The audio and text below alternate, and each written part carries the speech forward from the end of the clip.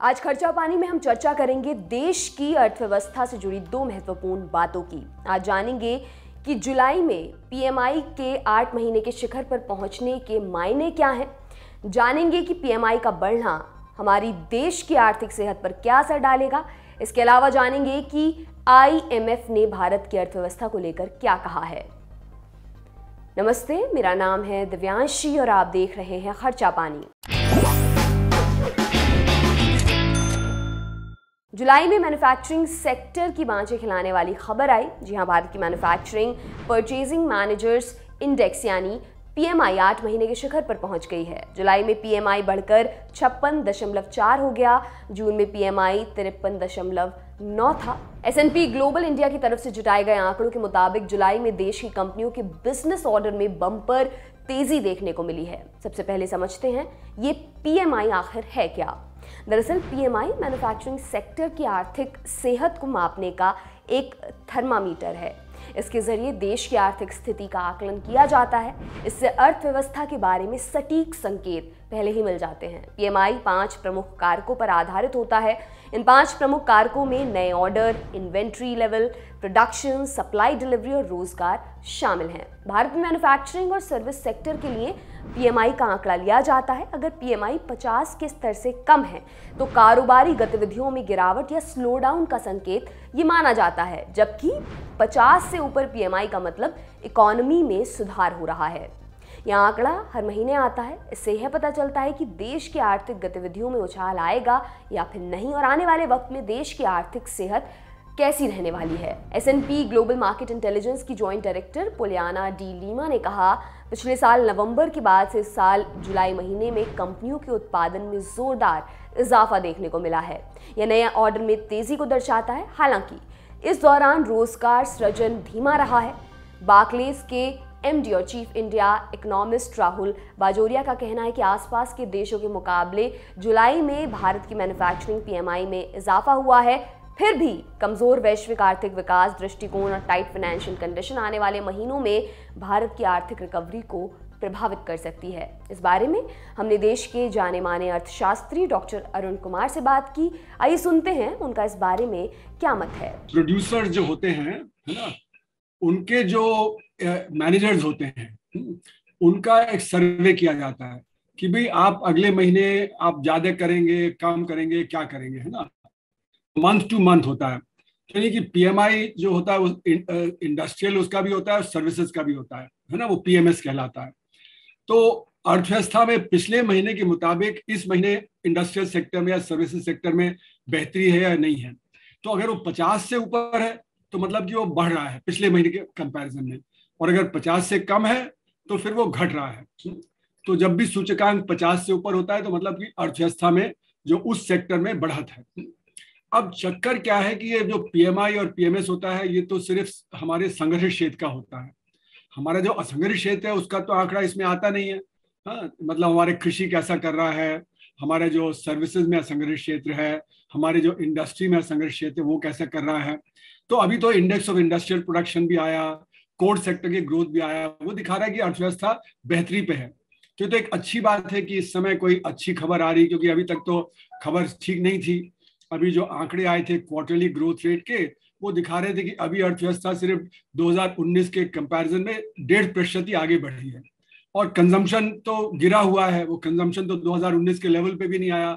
और आरबीआई के आंकड़े भी आए।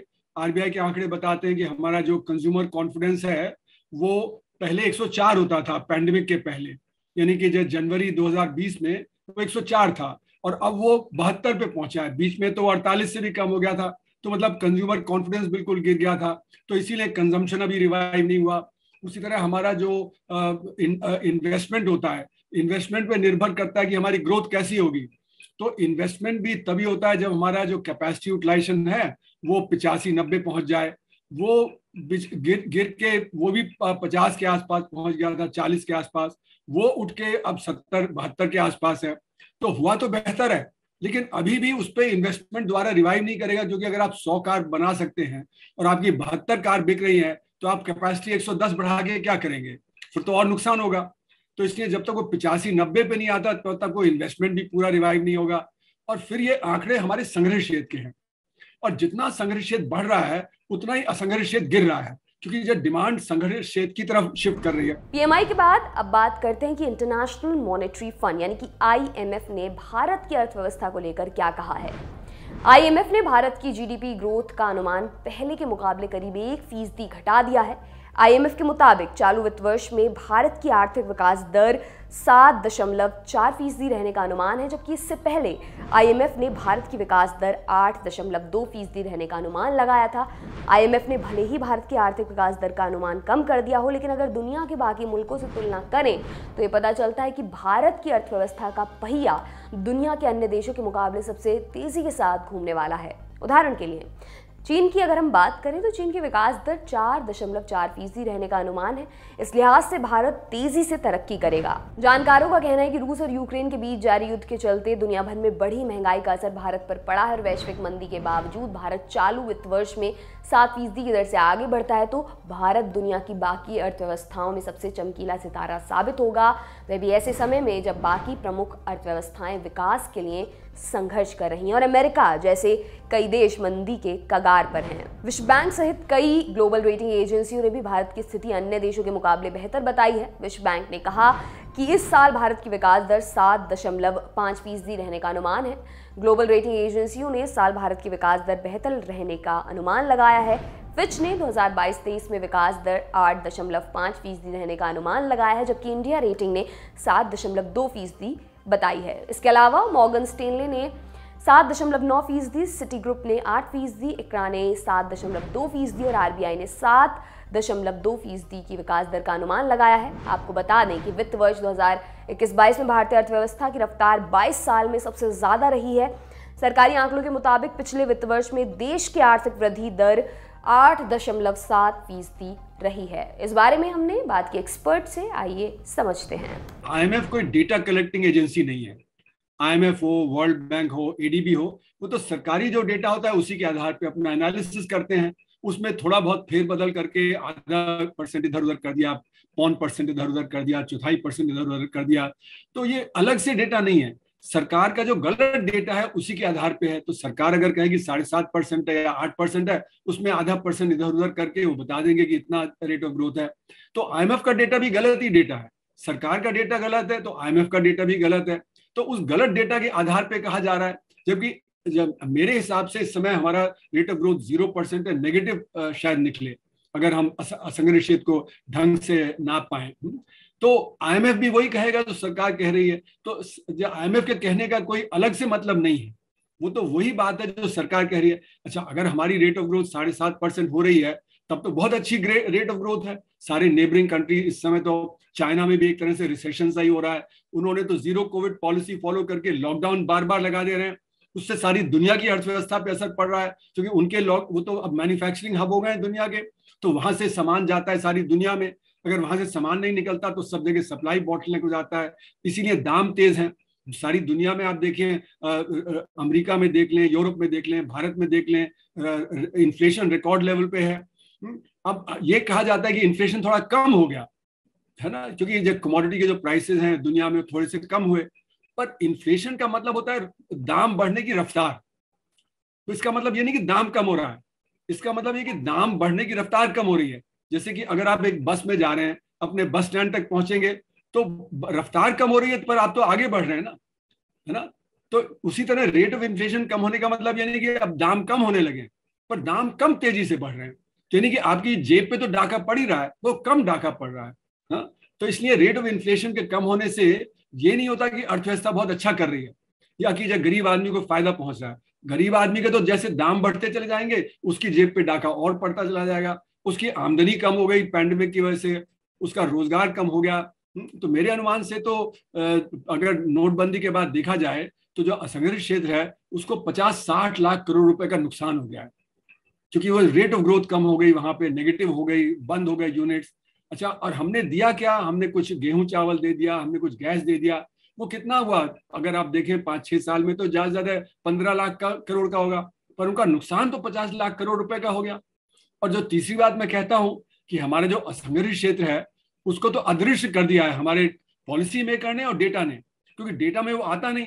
तो सरकार को लगता है कि बहुत अच्छी ग्रोथ हो रही है, अगर बहुत अच्छी ग्रोथ हो रही है तो कुछ करने की जरूरत नहीं है, जो चल रहा है उसी को चलने दो। तो डेटा में भी इनविजिबलाइज हो गया है और पॉलिसी में भी इनविजिबलाइज हो गया है, क्योंकि पॉलिसी मेकर सिर्फ संघर्ष क्षेत्र के आंकड़ों पे चल रहा है, तो इसलिए असंघर्ष क्षेत्र पे बहुत बड़ा असर है और वो IMF के आंकड़ों में भी नहीं आ रहा।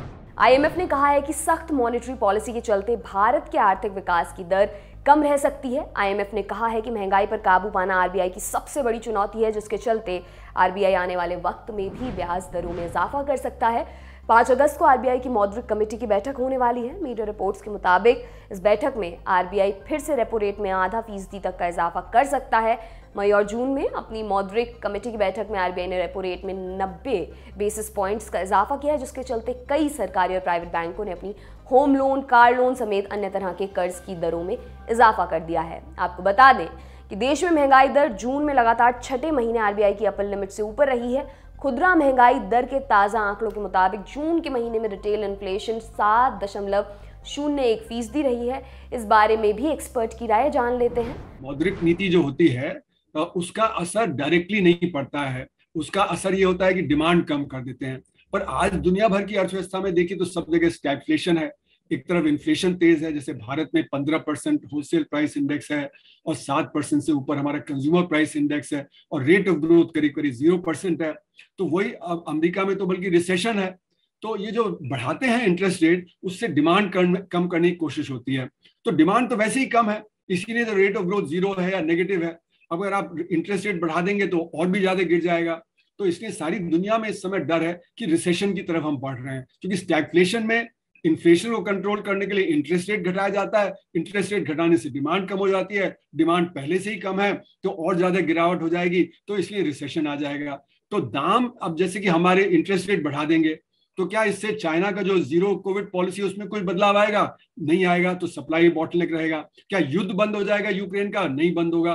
तो वहां जो सप्लाई बॉटलनेक है वो भी चलते रहेंगे। तो इसलिए ये जो तरीका है कि हम इंटरेस्ट रेट बढ़ा के अपने देश की डिमांड कम कर दें, उससे दाम तो नहीं कंट्रोल होंगे, पर हाँ डिक्लाइन हो जाएगा हमारे अर्थव्यवस्था में, वो एक रिसेशन की तरफ चलेगा। तो ये था आज का खर्चा पानी। आपके लिए बुलेटिन लिखा था हमारे साथी प्रदीप यादव ने। आप इस एपिसोड के बारे में अपनी राय यहाँ कमेंट बॉक्स में ज़रूर दें। अगले एपिसोड तक अपना खूब ख्याल रखें। बहुत बहुत शुक्रिया।